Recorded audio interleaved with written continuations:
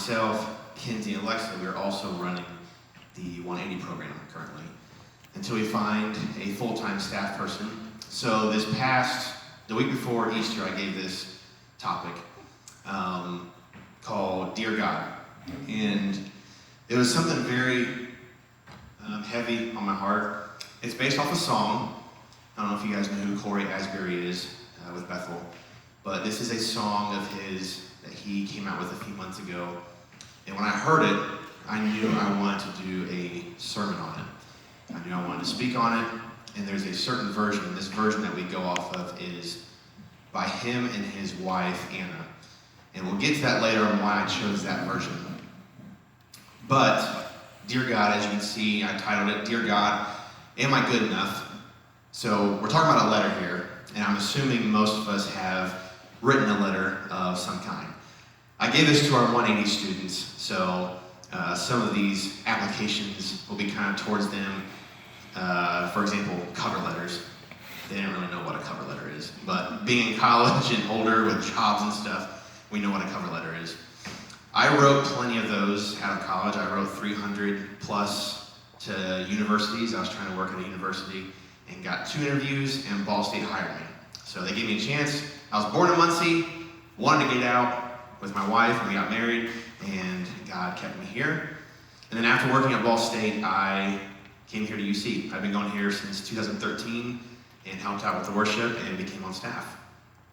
But going back to letters, we have examples. We've written letters to Santa Claus. We've written letters to parents who might live away. We've written letters to grandparents who might live away, friends who live in a different area. I mean, it's not common now because we have texting, but back in the day, you remember writing letters. So a few of these, when you write a letter to Santa, if you think back when you were a kid, you're like, Santa, I was such a good boy or a good girl this year. I deserve this present. I was so good. I did a few things wrong, but overall, I was very good. Or in your cover letter, this is the one time where a professor told me, this is the one time to really feel and be conceited. Brag on yourself. Tell the employer why you need this job and why you should have this job. So those 2 examples, they're always uplifting. They're positive. You're saying, I did this well, I do this well, and this is what I should deserve. Now, put God at the end of that letter. Is your concept in your mind positive? Is it uplifting? Or is it on the other side? Are you being negative? Are you, bringing yourself down, saying, God, I did this, I don't deserve this. So the whole concept of this is like, why does our mind change when we put God at the end of this letter? So I will be picking apart this song by the verses and choruses and kind of talking about applications that kind of deal with those. So for the first verse, we have, Dear God, I've been trying awful hard to make you proud of me, but it seems the harder that I try, all the harder it becomes, and I feel like giving up most of the time. I'm assuming most of us in here struggle with making God proud. We have parents, coaches, friends, significant others, different people who you want to put in this concept. And when we want to make them proud, we strive for it. When we fail, we strive to do better. Again, put God at the end. And do you want to strive? When you mess up, do you want to strive to make yourself better? So it's like, why is that all of a sudden being different in your mind? Like, I messed up, in front of my parents, and it's like, okay, I'll do better next time. I promise, I promise, I promise. In front of the teacher, I know it was a bad grade, I'll get a better grade this time. A coach, I will make that play next time. God, I'm sorry. I did this, and I don't know what to do next. It's almost like we crumble when we mess up when we're talking to God. Being a Christian is hard sometimes. It's not always easy. And I got into college, it was like 12 years ago when I was a freshman. I just turned 30 2 weeks ago, so I'm now in a different, that's why I'm not a young adult anymore. So I was like, Greg, I'm not a young adult, but I'm gonna come speak. So, But I was a freshman, and I had an English class, English 103, and there's a girl I was walking with. We went to high school together, and we had the same class, and we got the topic of Christianity and my faith, beliefs, and she goes, how do you believe in God if you can't even see him? And that question just like hit me, and I just froze, and I'm like, just standing there, and she kind of looked at me, and I was like, I don't know. And saying that literally wrecked me to my core. I started questioning my beliefs, my faith, how I grew up, what my thought process was towards my faith and everything, and I just started questioning everything. I went to my youth pastor, and I asked him the question. I was a youth leader at the time, grew up with him, and I asked him, and all it took was 30 seconds. And he goes, do you believe in love? And I said, of course I do. He goes, you can't see it, so why do you believe it? And I was like, well, I can't physically see it, but I mentally see it in people. I receive love, I give love to others, and that's how I believe it. And he goes, that's who God is. You don't have to see him to believe him. You mentally see him in others. You feel him in others. You receive God. You give God to others. God is love. That's how you know he's real. And literally, I told that in my Bible study that we meet on Tuesday nights at 9 o'clock. So after this, I'll be going to a Zoom Bible study. But that question got brought up, and I was like, I have the answer for you. And he goes, I'm literally going to take that for the rest of my life. And so it was awesome being able to use that after 12 years of going by that and studying that. We, some of us on staff, have been going with Pastor Glenn like once a month on a Thursday to a leadership, like a study with Craig Rochelle and some podcasts that he's been giving out. Well, he started a book, an audio book of a book called Winning the War in Your Mind. And I knew from day one that I would use some of those points in this sermon. And the first thought is, he says, our thoughts will shape who we become. And I'll say that one more time. Our thoughts will shape who we become. And I started thinking about it. And I started thinking about, like, what have I been thinking in my mind, but not taking it further? What have I been sticking in my mind, telling myself the lies that I've been saying in my head, but not taking it further to do better, to make myself better? Going to thoughts, I was talking to Alexa a few weeks ago, and we were talking about, like, when you have a good idea, you have in your mind, like, yes, that's a great idea. But you don't actually like, write it down or tell someone, you just go for it, and then when you say it, you're like, oh no, that was not a good idea. So I actually practiced this. This is my 4th time, I think, doing this. So I'm getting better. The first time I did it by myself, and I was like, okay, well, I'm taking that sentence out because that sounded terrible. So I applied for the Ball State job a few years ago, and the first go-around, I made it to the final interview. But because of something that happened due to technicalities at the beginning with my application, they noticed something, and they're like, sorry, we have to cancel your application. And I went to my dad's office because I was working for my dad here in Muncie, and I just went to go tell him. Like, I was bummed. Like, it was a really bummer. I walked in, and he thought someone died because I bawled. I cried so hard. It just hit me. I wasn't planning on crying, but it just hit me. I think telling my dad that I didn't get a job was harder to do than I thought it was going to be. And so I wanted to call HR at Ball State. I wanted to write them a letter. I wrote it all out. And then I was advised not to do it because you don't want to hinder future relationships. And so I did, but I read the letter out loud. And then I was like, this might sound like how I feel, but this is not a good idea, the things that I said. I wasn't mean. I was just very firm in what I felt. And so that's something, don't keep your thoughts in your head.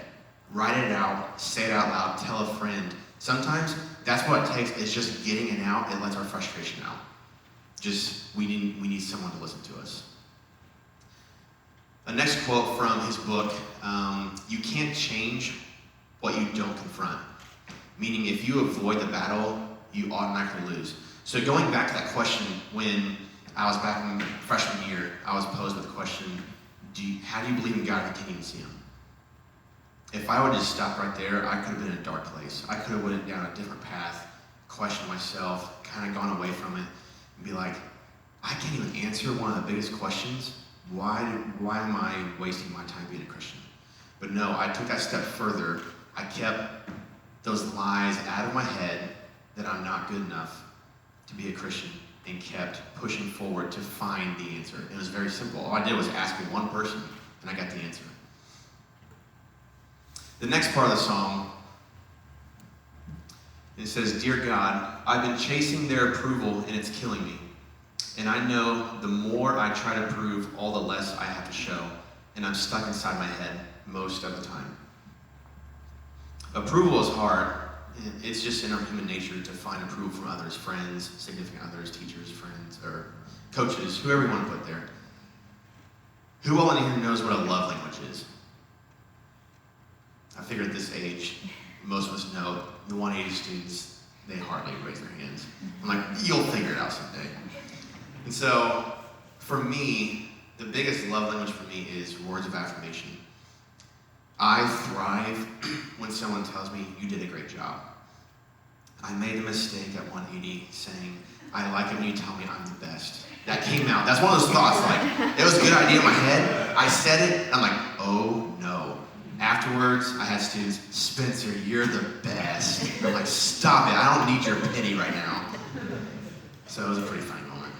But I love, sometimes too much, I love being the center of attention. I'm an extrovert. I love being the crazy guy, the goofy guy. I thrive on that. But sometimes I focus way too much being that person.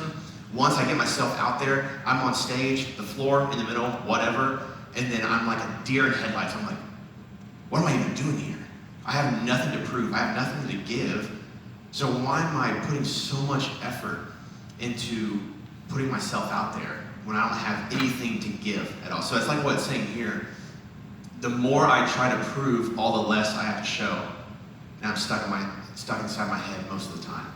And so that's how I feel sometimes when I put myself out there. The more and more we try, the less we will end up showing. Moving on to the chorus.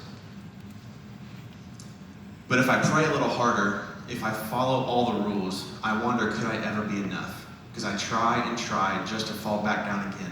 And I ask myself, why do I try to chase the wind?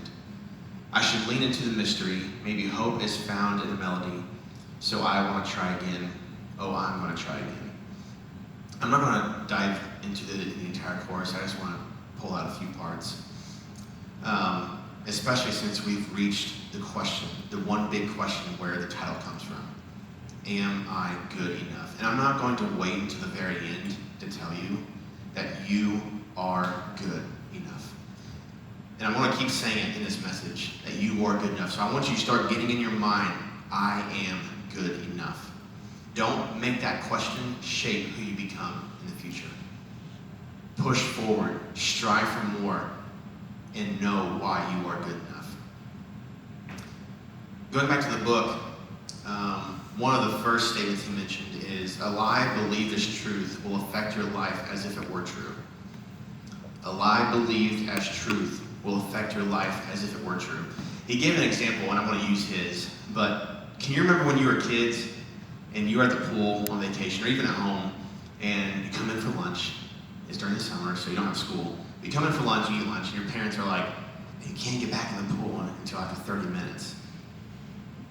And I'm like, yeah, I remember that. Well, Craig Rochelle's like, that's not a thing. Like, okay, if you eat and go swim laps, like you're practicing for a swimming, okay, you might, feel nauseous or like overdo it. But if you go to a pool, relax, you can go as soon as you eat. Like, it's not a thing. So it's like, we went our entire lives thinking this one thing, like, oh yeah, that's a truth. No, it's not. We just, like, our parents made us believe because they didn't want us to be in the pool because they had to watch us more and everything. So blame it on them. But that's just a little example. Like, what have you been thinking this entire time through your walk with Christ and telling yourself inside your head? What lie have you been telling yourself that you believe is truth, that you didn't push forward to find another answer? So that's something to think about for tonight. What lie have you been telling yourself?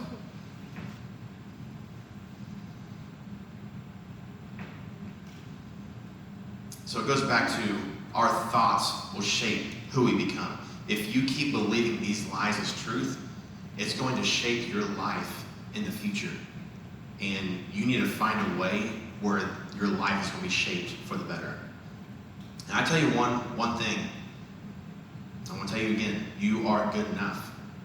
He talked about don't be trapped in your own mind prison. We can get trapped in our thoughts. Like especially like right before bed, you're laying in bed and you're just like laying there, can't sleep. That's where you probably think the most. You think about life, your mind goes into a dark rabbit hole. It's like, how did I even get here? It's kind of fun to kind of go back to the beginning and pinpoint where you got there, and it's kind of funny to see the journey. But one thing that tells you that you are good enough is right here. So many times you can read, you are good enough. I'm bad about this. I'm going to be honest. Like, I'm bad about reading. I work in a church. It's a struggle. I hate reading. I've never liked it. I think I told Lauren, my wife, the last time I read a book from front to finish was probably 7th grade. Because Spark Notes was a massive contributor in my high school days and college days. Yeah, you know what I mean, Brian.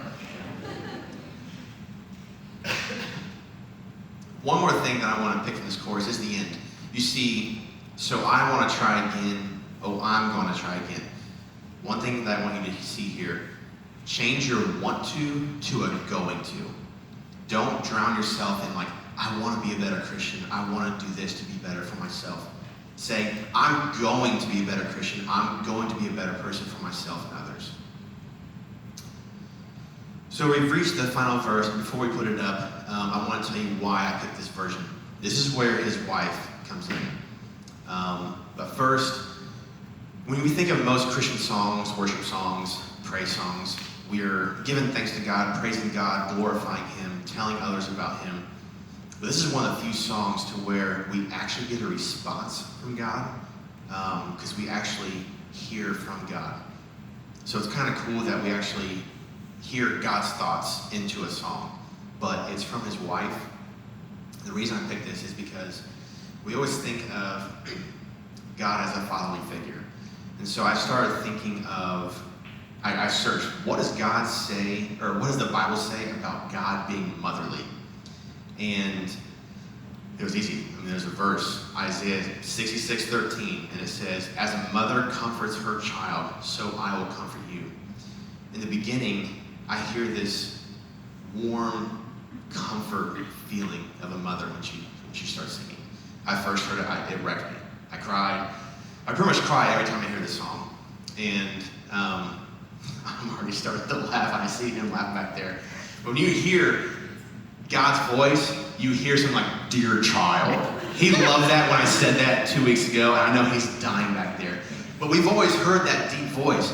Going back to Prince of Egypt, the movie about Moses. He's the burning bush, you hear, dear Moses. Like, you hear the deep voice, but this one just hit differently.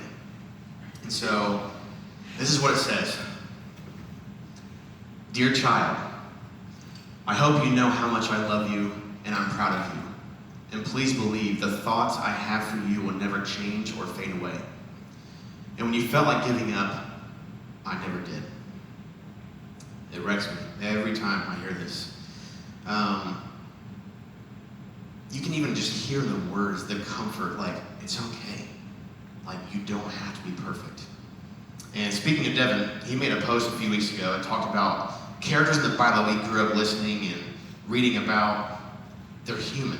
They weren't God. They weren't Jesus. They were human. So they had imperfections. David had an affair. Noah got drunk. Jonah ran away from God. Gideon was insecure. Peter had a temper. Paul was a murderer. Thomas was a doubter. I'm assuming most of you can relate to some of these. If you relate to murder, no. Don't tell me. I don't know. I don't know how to answer that. Just please don't be in relation to murder. But temper, doubt, insecurity. I know insecurity is a big one today. Running away from God. When I was asked that question, I said, I don't know. I could have easily just ran away and been done. Start a whole new life in my faith and beliefs. What's nice to know is that when we find someone who's going through the same struggles, get your words out, get your thoughts out. Our friends Scott and Claire came tonight. They help out with 180, and so they weren't able to make it, so they came tonight. But they're good friends of Lauren and I. We're in a marriage group together. And when Lauren and I first joined, we were the last one out of four couples. And the first year of marriage, it had its difficulties. It wasn't like awful. It was fun. I mean, marriage is fun. But there were some things that were like we were questioning, like, do others go through this? But we just felt embarrassed about it. And we brought some questions up in our marriage group, and then literally all couples, we're going through that. So it's like a weight has been lifted. It's like, oh, you're going through it too, thank God. So 2 things when you find someone else with the same struggle is, one, you realize you're not the only one. You're questioning yourself, am I good enough? I guarantee you're not the only one. Tell someone that you're struggling with that. And 2, now you have someone who can hold you accountable, hold each other accountable with those struggles. Because I guarantee you can come up with the most creative struggle you're going with, you will find someone who is struggling the same as you. It is so good to find someone else. We continue with the song. Because I'm not scared of imperfections or the questions in your head. Just know that you've always been enough. Because you tried, and I saw you wrestle with every how and every why. I was right there listening. So just fall into the mystery, and I'll meet you here in the melody. Try, just try again. Oh child, would you try again? My child, you can love again. I actually skipped ahead. I kind of skipped something. So one thing back, my thoughts will never fade or change away from you. My favorite verse in the Bible, Hebrews 13:8. Jesus Christ is the same yesterday, today, and forever. No matter what you did, what you're doing, or what you're going to do, God's thoughts will not change the way he feels about you. And just like that said, and when you felt like giving up, I never did.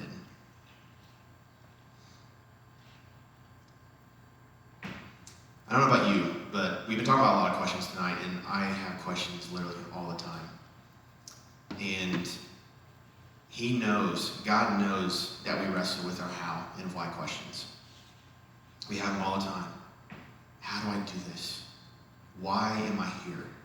Why am I going through this? God knows.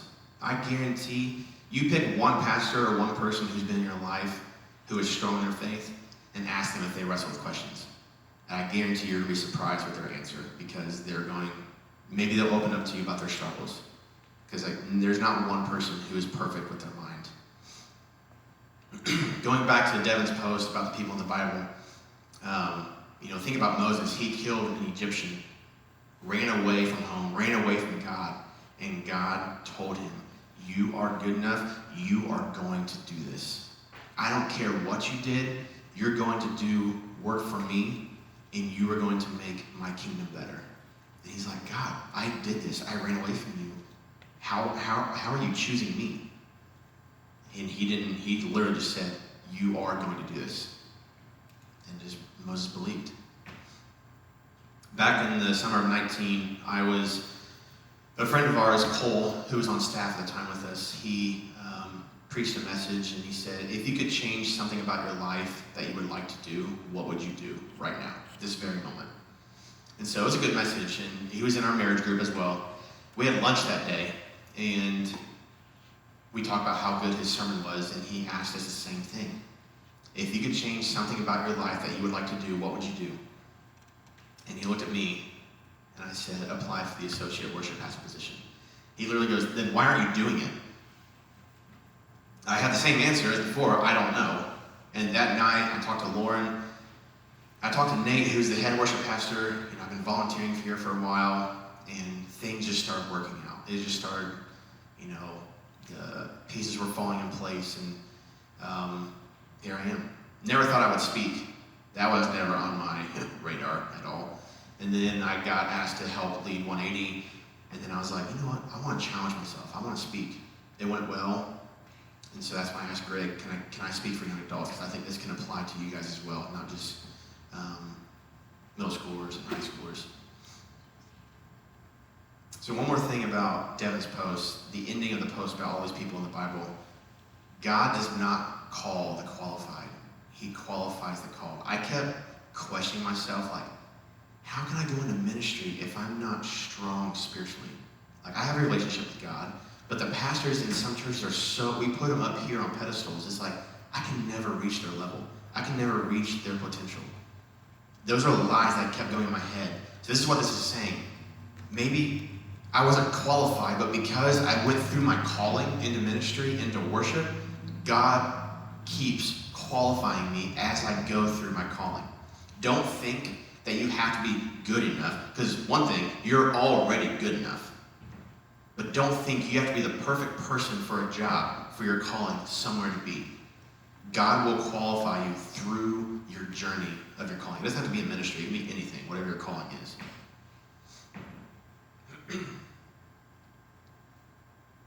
So at this time, I want to, I have leaders going to pass out paper and pen. No, we're not going to do that tonight. That was for 180. But I actually have the video. I have a lyric video of these lyrics of the song. And I actually want to play it for you guys and to see if you have the same reaction as I did and just hear the song. So if we can go ahead and play that. It's powerful, isn't it? Just hearing that voice, hearing God's thoughts, the way he feels towards us. We can read about it, but just hearing it in music form, maybe that's just me because I'm a worship pastor, but it just hit me differently. I wanted to share my own letter. When I first heard the song, I was like, I want to write my own letter. It took me a long time. Like, I kept putting it off. And then I was like, Spencer, you can write multiple letters. Just go home, write down what you're feeling. It's almost like a prayer. Whatever you're feeling, just write it down. This is what I wrote that day. Dear God, as I keep getting older, I find it a bit harder to be able to please you. Maybe that's just me diving too deep into my negative thoughts. I always thought when I was younger that my faith and spiritual life would be easy as I got older. But in this sinful world, it's not easy. Sometimes I can't wrap my head around the fact that you would literally take an infinite amount of people with you to heaven. Because what runs through my mind is this: that person has a better spiritual life than I do. There's no way I can amount to their level. I know that's not true in your eyes, but sometimes with my human mind, it's all I can think. So many times I fail you, and after each time I quickly think, there can't be any grace. I find myself just getting by most of the time so I can make the cut into heaven. Why can't I strive for more? Why can't I be better? Am I good enough? I thought of the title months after this, and I didn't read this for the longest time. And when I thought of the title and then went back to read this for my message, I saw how I ended it. I'm like, well, that's a coincidence. Like, I literally laughed just by myself in the living room. Because I was like, I made the title, but then I realized that's how I ended my message. So tonight, I want to encourage you at some point, write your own letter and do the whole Dear God, comma, indent, whatever you want to do, however you write a letter. But write an actual letter to God. Place it somewhere. Keep writing letters if you want to. And you can refer back to the song. Every time you write your letter, this is his response. And you can also find his response in this. There's so much here. I'm learning every day. I'm not perfect with this, but I'm learning. So for tonight, I know you guys are big into small group questions and everything, so I actually Kenzie did this for our 180 ministry, and I pulled some of those questions. So if you guys want to take some time at your table and kind of talk through these questions and see if you have a good conversation. Thanks, everyone.